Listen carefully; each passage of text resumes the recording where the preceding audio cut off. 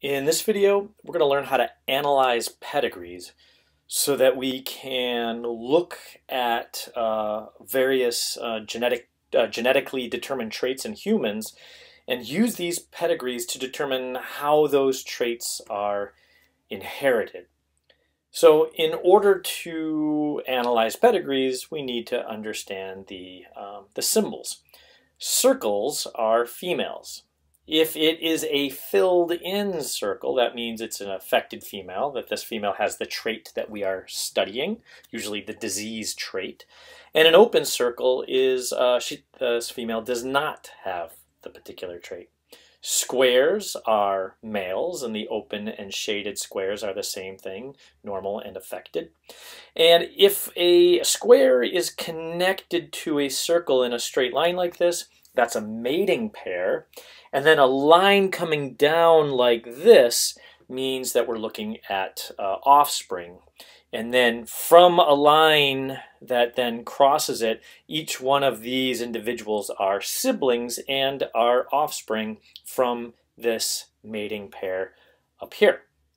So we can look at, when we look at dominant traits, the types of patterns that we see are this. First, every affected child must have an affected parent. So what does that mean? Well, if we look at a child here, that child, since that child, she shows this particular trait, so widow's peak, that's the kind of the sharp peak of hair here, is dominant to no widow's peak. So if it's dominant, then every offspring, every individual that has the trait has to have at least one dominant allele, which means that that dominant allele must have come from one of the two parents, which means one of the two parents must have the trait. Okay? And then you will see that that's passed on to their offspring, which then pass it on to the following offspring, and so on and so forth.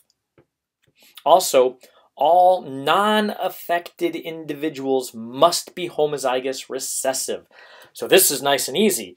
For a dominant trait, look at all of the non-affected individuals. They must be homozygous recessive. So it's really easy to label them.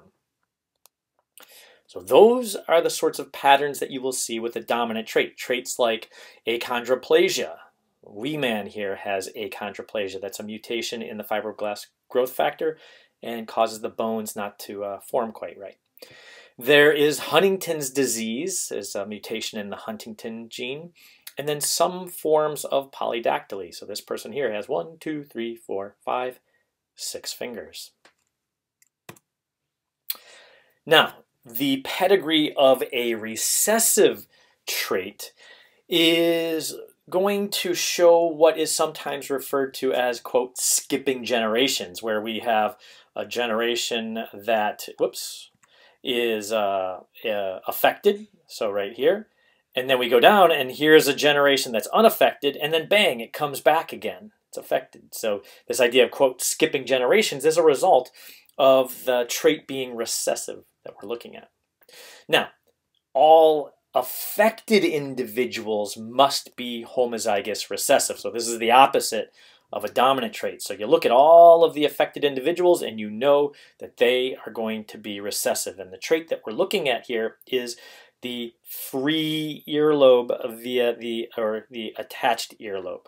So the recessive is the attached earlobe, and the dominant or the normal is the free earlobe. So here we see each of the affected individuals with attached earlobes are going to be recessive and therefore have to be homozygous recessive.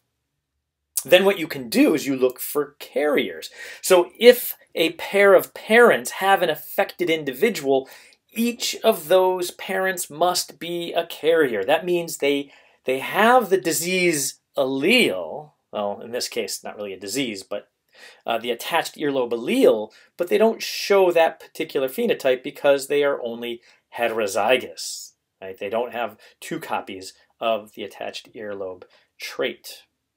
Okay, so then you can look at all of the offspring here that are affected, and then you know that the parents must be carriers.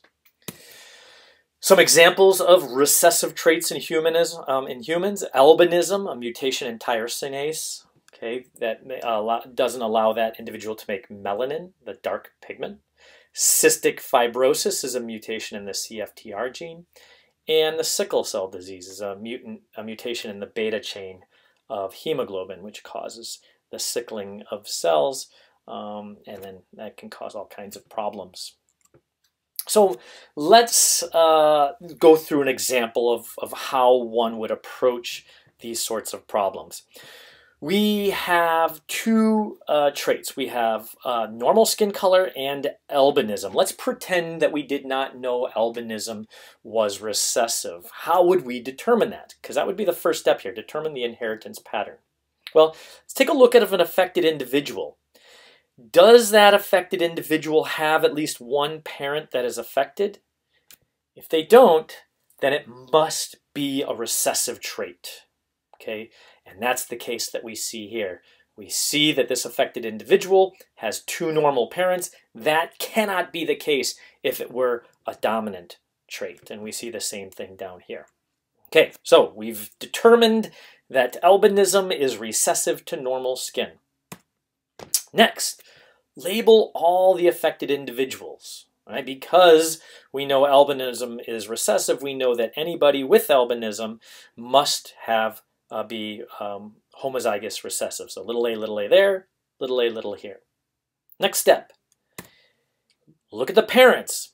All of the parents of the affected individuals, if they are normal, must be carriers.